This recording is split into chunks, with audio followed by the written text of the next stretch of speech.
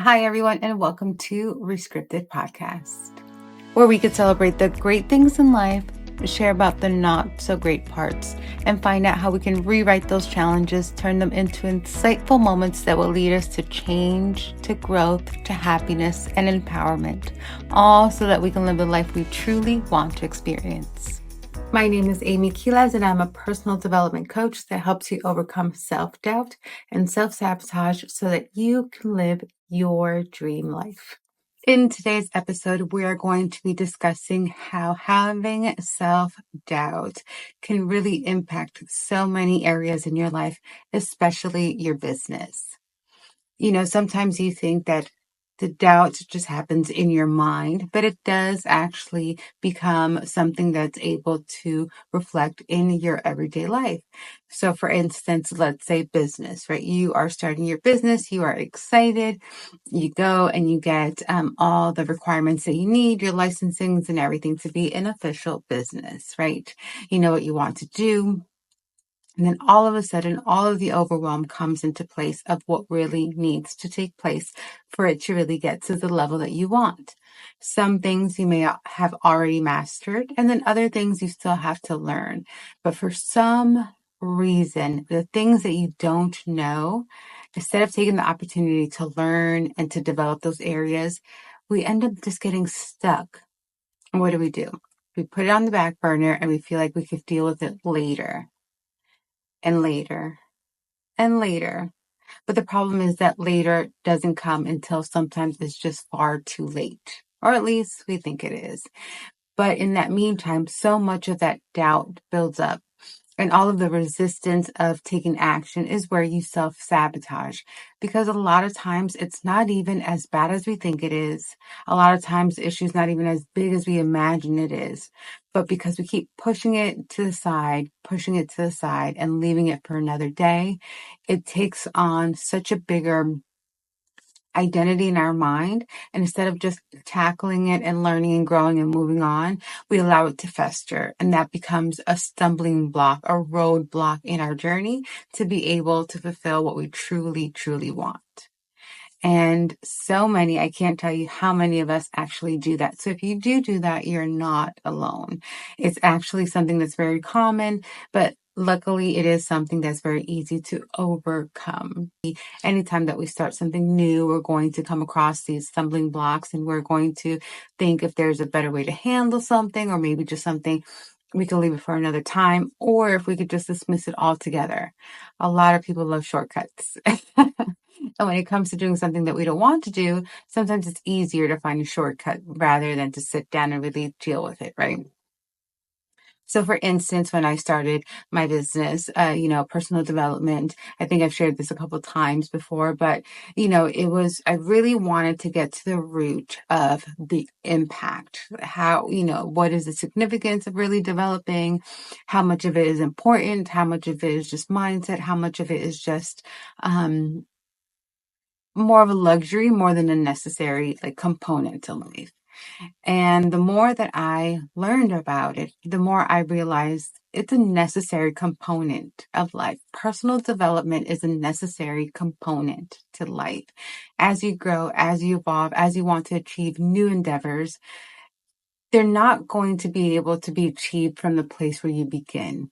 And a lot of times that's where we get stuck. We think we are the same person that we were in the middle of the journey or towards the end of the journey as we were when we started the journey. And the truth of the matter is we're not. We've had to evolve so much. We've had to grow and learn and pivot so much that by the time you self-reflect, you're no longer that person that you thought you were. But for some reason, your mind still thinks you are that very new person, that very brand new person.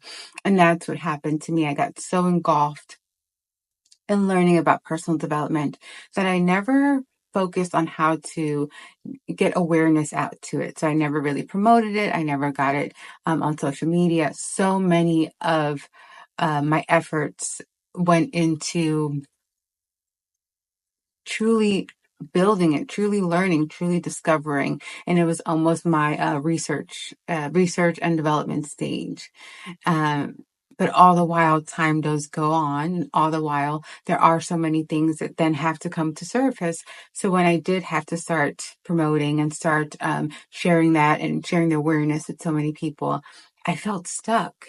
And I became so comfortable with the research. I became so comfortable with the studying of personal development that I didn't take my next leap in personal development, which is share it, right? Take all that information that I've learned and all that experience, that I was able to have, and then take that to the next level. And take that to the next level was to be able to share that information with others. And I didn't do that because I was so stuck in thinking like, no, this is more important. Like I can get to that later. So I kept pushing it for tomorrow, a later time, down the road. And then you get to a point where you've ignored it so much that you're just like, well, is it even necessary? And as you've heard before, that very common saying is, the thing that you avoid the most is the most necessary action to take. And of course, that ended up being true in my situation. No matter how much information I got, no matter how much beautiful discoveries I had, it was hard to have those conversations with others if I didn't share what I've discovered. So that was my very next crucial step that I needed to take, but I kept pushing it to the back burner. So I'm sure if you're starting a new endeavor, there are components that you love, and I'm sure in those components you have delved in deeply and become a master of whatever it is that your heart really enjoys being a part of and enjoys experiencing. But I'm very sure that there's also components in that journey that are necessary and crucial for you to take action on, but you haven't. And part of this journey is saying that self-doubt that's, holding you back, that self-sabotage that's holding you back, in a way, it goes on for so long because you feel like part of it, you are protecting yourself in a way. You never do it with malice intent. You never do it, obviously, to like hurt yourself or to work against yourself. You do it because something in you logically thinks that it's important to leave this for another time. You want to master something else and then you can come back to this. But the beauty of a journey is that there's a synchronized progress in things. So it doesn't always have to be all or nothing, right? Sometimes it's easier depending on what your learning skill and your learning ability is, your learning style is. Sometimes it's easier to do an all or nothing. But the most impactful way, the way to really get as much substance as you can, is really being able to understand all the components and allow that flow to naturally take place. And you'll find your journey along the way, because truly what truly stops us at our tracks is just the fear of making the wrong choice. And sometimes in our minds, we think things are so crucial, so detrimental, like we only have this one time to make a choice, and we make it bigger in our heads, and that's what becomes so crippling, is we don't want to get it wrong. But we forget that in getting things wrong is where the lessons lie. If you get things right all the time, then that means you're great. That means you're already developed in that area. But if you get to a place in life and you get a couple things wrong, that doesn't make you inadequate. It just makes an area for you to develop. And there are so many different things for you to explore. And the truth of the matter is, you'll forever be a student of life, right? The more you grow, the more advances there are. There's always going to be new things to learn and to grow and to discover. So it's a never-ending journey. So something that I struggled with was I wanted to know everything. I wanted to have the full view, the full picture. I wanted to have it all, because in there, then I was able to share a whole piece of evidence, not fractions of it, not components of it. I wanted to share the entirety of what I discovered. I wanted the full picture. I wanted to give the full picture. The truth of the matter is, there's so many different components, there's so many different sides, there's so many different elements to things that you can never give the full picture, because that is endless. The full picture is a full life, right? The full scope of everything. And that's just a lot of information to consume. That is a lot to think that you need to cover before taking action. And I think that's something that a lot of us struggle with. We want to have all the information before we take action. And of course, you need some. You definitely need some. But a lot of what we're looking to get, a lot of the information that we want, a lot of that is going to be discovered on the journey. And if we don't take that journey, then we're not going to learn it. There are components where you're going to want to have it up front. You're going to want to have the information up front. And then there's going to be other things that you just have to naturally let it unfold while you go on this journey. And that's easier said than done for some people. Other people love it. Other people are like, great, I'm on, like, I'll figure things out. I'll wing things. And it works for them. Other people were a little bit more structured. We really like to have a full view, a full scope of things. And that makes life easier because when you do make decisions, you feel like they're more concrete decisions, and at least they're more decisions you really feel like you could stand behind. And that's really what it is. You want to have enough information about something that when you make a decision, when you share your opinion, it's something you could truly stand behind. And it's not just based on theory or just hypothetical. It's something that you truly align with and you truly believe in. And that's important. That's important because that really aligns with your authenticity. So what would be a happy medium to that? What's something where you can feel like you have enough information that you feel comfortable taking action, yet you don't consume yourself too much to where you get stuck and you don't take action in other places? Well, a happy medium is understanding that the transformation that you want to go on is that you have to enjoy the whole journey, and the whole journey is the whole process. So there's stages, there's phases, there's seasons, and you have to understand that we have to go through all of those to be fully formed, right? But understand that even though you go through everything, things are constantly growing, constantly evolving, constantly changing. So you have to have a good, um, a good, what's the word I'm looking for? A healthy dose of being able to know when to adapt and how. Because if we get too stuck in our ways, then we can't grow. If we get too advanced and we're always like moving and shifting and adapting, then we don't stand on solid ground on some of the things that we believe in. So there is a happy medium to this. You know, you want to be able to be firm in who you are, but also have enough wiggle room to adapt as things change, because they will. It's not if, but they actually will. Things will change. So you want to be able to adapt with that and grow without losing yourself. So a beautiful way to make sure that you can ensure this to the max, to really, really be able to stay true to who you are, is doing some self-discovery to begin with. See what you align with, see what matters to you, see what some of those significant components in life are for you. What are those things that you cherish so much that you want to stay true and you want it to be a core of who you are, a core of who you operate?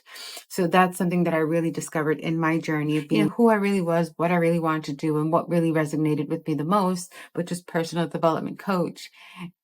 I needed to understand what was my core values and understand what aligned with me the most, because then I know how I can serve you the best, and then I can know how I'm not the best fit for you, because not everyone is one size fits all, right? There's some things that I'm going to be better at. There's some things that somebody else is going to be better at. And that's just so important to know how you can help somebody, but also know how you would be a disservice to them. And you want to be honest with yourself and you want to be honest with them, because ultimately you want to be as honorable as you can to your calling. And that's knowing when you're good at something and when you're not good at something. So to be able to determine like what is your strengths, being able to understand like what are some of the things that you align with, first and foremost, we have to clear the doubt. We have to clear what are those beliefs that are getting in the way of making us feel like we can't move forward. And of course, it's easier said than done. But I think every journey that you start off with, it has to start with self-reflection. You have to know who the person in the mirror is so that you understand, first and foremost, how to help yourself, right? First, you need to understand what the landscape is within before you can ever make sure that the landscape outside is truly a reflection of who you are, because that's all it is. Our outer world really is a reflection of what we believe internally, how we care for ourselves internally, and what we tell ourselves, what is our internal dialogue. And I think that's really important. And sometimes we dismiss that. It could be because we're always in a rush. It could be because we don't have enough time. There's so many reasons as to why we give so many excuses to not do enough self-reflection in the sense of like self-care. You got to make sure that you're okay. I want you to always make sure that you check in with yourself and make sure that you're okay too. Because when you don't and you let things like fall by the wayside and their things are really important to you, and you let them just kind of like, if you bury them in and you let that fester, those things will creep up. And that's a lot of times where those self-doubts come from. A lot of times where those self-sabotaging ways come from. It's because there was things you didn't take care of from the jump, and they've taken up space internally, and now they're coming outwardly. And that's where a lot of doubt comes from. So if that's something that you struggle with, before you take any action, because there's, a lot of times when you're in doubt, there's so much stress that comes along with it. And if you could heal yourself from that, I definitely think that's a great avenue and a great place to start. And if you're able to get a good grasp of who you are, a great understanding of how you operate, because who else is going to know better than you? That is a great landscape for you to be able to move forward in a positive way. It may not always be the smoothest ride, but moving forward is moving in a positive way. And sometimes you'll learn the lessons as to why things worked out the way they did later on in life. But sometimes in the moment, you just have to be true to you, and you really have to do what's best to get you from point A to point B. So I believe that will always start with self first. You have to be able to take care of yourself first. So I do have workbooks that really cover these. I have workbooks from self-doubt to finding the right direction, to pleasing others, understanding why we try to please others. There's other workbooks that are about creating balance and what that is and what that looks like and what that feels like. So there's a couple different workbooks depending on what you feel like you're currently struggling with now. I'll have them listed down below. But there's also, if there's a couple of them that you really resonate with and you feel like you really want to go on those journeys and really work through that, I do have them in a bundle. So if you wanted to do more than one, I would just say it's best to get a bundle, because you're able to have it all down, and work at your pace. So if you're somebody that likes to binge, then you have it there. But I would say that it's always best to not try to consume as much information as fast as you can. Remember, it's the substance. You want to be able to apply this to, because that's where the impact is going to happen. One thing is going to be retaining information. There's another thing where it's going to be adapting and like learning and developing, and those things are really important. And I think sometimes we may be too much in a rush to get things done and to move over to the next stage, phase, next benchmark. Sometimes when we have goals, we're trying to move on to the next phase, that sometimes you forget that there's a lot of implementation. There's not so much information that you need to get. There's more implementation that needs to take place. So that would be my advice to you, that on this journey of developing and growing and seeing the things that you want to start adapting to, and some of the things that you want to release, I would definitely say that a strong component of it all. I know we love to consume knowledge and information, but that's just one level. You really have to apply it. You really have to implement it. And once you start doing that, you're going to see all those other pieces come together. When you have all the information, it's almost like I like to call it like a puzzle. Like you have all the pieces. When you have all the information, you have all the pieces. But once you start implementing it, that's when that picture starts to really come together and really be fully formed. So the power is not just in the information, it's in the implementation. So if you're ready to go on that journey, remove self-doubt, remove self-sabotage, and learn a little bit more about how phenomenal you are as an individual, then yes, I encourage you to get the workbooks. Like I said, there's a few to choose from, or you can get the bundle and get them all, whatever makes most sense to you. Thank you so much for hanging out with me today. And if you enjoyed this episode and feel like it was insightful, then I ask you to please rate it, like it, and subscribe. And share it with someone you feel will enjoy it. I'll be back here next week and we will continue to discuss matters regarding personal development. Take care, guys. Have a blessed week, and I'll see you next time.